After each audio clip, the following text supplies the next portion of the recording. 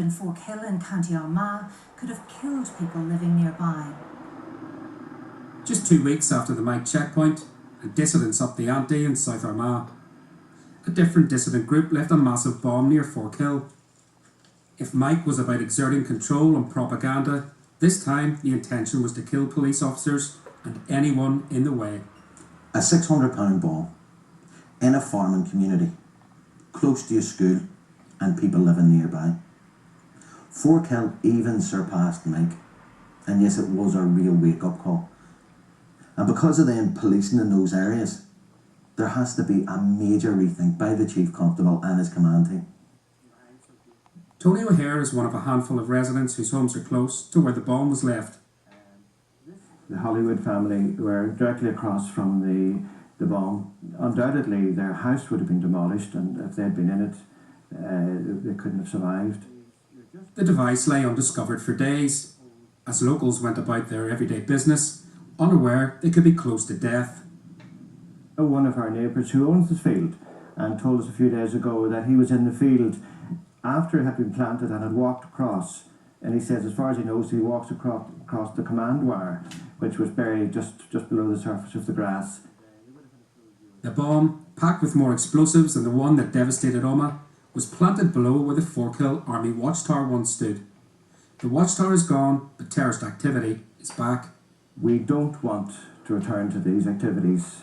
There's no support in the area for this type of activity, and we don't want to go back years into this sort of anarchy. However, the bombers want to turn the clock back, and we have learned just how close they came to luring police to their deaths. A robbery in Fork Hill on August 31st was staged as a trap for police. Patrol cars on their way to Crossmaglen station were diverted to the scene. Although the PSNI leadership deny it, we have spoken to 6 police sources who say several vehicles drove right past the huge bomb. Officers we have spoken to claim, as with Mike, Fork Hill exposed more police shortcomings. They are concerned that police had to be flown to the bomb scene in a private hire civilian helicopter. Well, it's better than nothing, but at the same time I would prefer to have a pilot who had military experience, tactical flying, in case anything did happen. The worst scenario, they've had to hire out helicopters before, they've had to make emergency landings. I mean, does this helicopter pilot know what to do?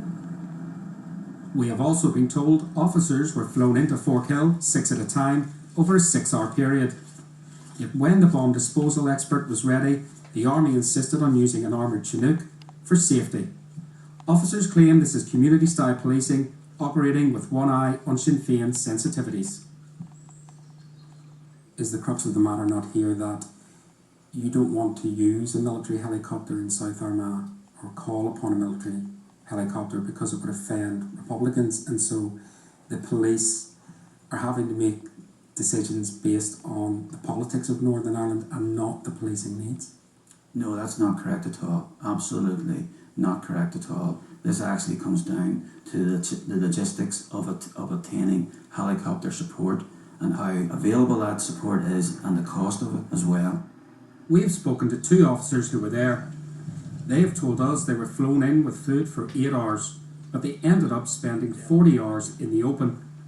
Well, we are reviewing it after the experience of having to put out officers for a long time on the ground in those circumstances. Now, and just to be clear of you, our officers are really well equipped in terms of cold weather and wet weather gear, far better equipped than we would have been in the 80s and 90s. The PSNI's latest recruits have come into a force that has changed utterly over the last 10 years. So just how did we get to the point where police officers feel ill-equipped to tackle terrorism? 10 years ago, the Patton Report introduced measures aimed at creating a new community police service. Officers were being trained more for peacetime community relations and less for dealing with paramilitary attacks. Well, my life is in danger because I haven't been given adequate training. I need that, and we need that as police officers in those areas. The dissident threat is high in a lot of areas, but particularly in border areas. If we're not being given adequate training, there's no way we'll be able to cope with it. It's a no-brainer. Police Federation Chairman Terry Spence says the British government's eagerness to normalise has led it to misjudge policing needs.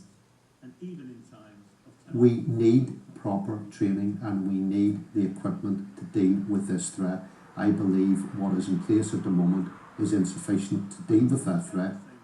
I think it's clear that the Northern Ireland office wanted to push through a normalisation policy which was not commensurate with the threat.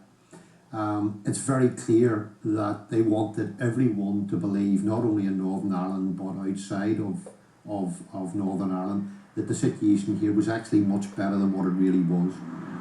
In South Armagh, one former IRA member also believes that policing in Northern Ireland could be much better.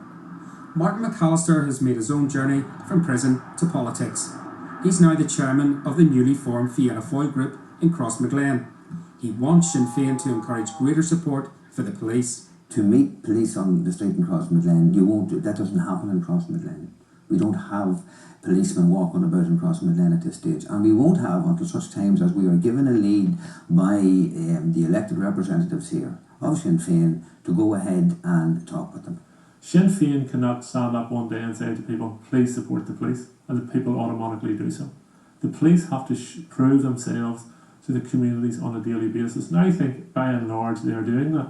So I don't accept that Sinn Féin can do more. Or perhaps the better way of putting it is, if there is more we can do, then let's hear those suggestions.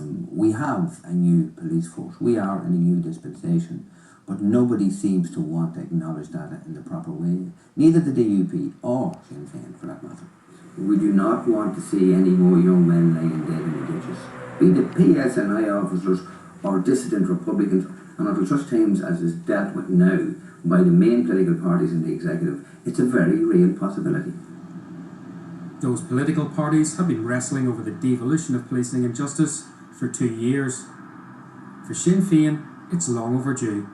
Policing is such a huge issue because Sinn Féin had hoped that by now they would be in charge of policing and justice, or at least it would have been devolved. And until the devolution of policing and justice, people can say, look, you're implementing British justice, you're implementing British laws. What Sinn Féin want to be able to say is, for the first time ever, Irish elected people in the north of Ireland control policing and justice. We give our consent to it because we are part of it. And the dissidents are desperate to ensure that that will not happen. While devolution is crucial to Sinn Féin's strategy to face down the dissidents, the threat from the dissidents makes it more and more unsettling for the DUP. If you were to ask me, do I have the confidence at the minute for the devolution of policing and justice? I don't think representing my constituency that the time is right. Such unionist concern is tied to the dissident campaign. Unionists we've spoken to believe that in hardline Republican areas, the kind of community policing that Sinn Féin prefers allows the dissidents to flourish. But the fear for Sinn Féin is that the tougher security measures that Unionists want to see alienates the Republican base and drives them towards the dissidents. The dissidents are desperate to ensure that that will not happen. They would love to see the army back in the streets. They would love to see no devolved justice in policing.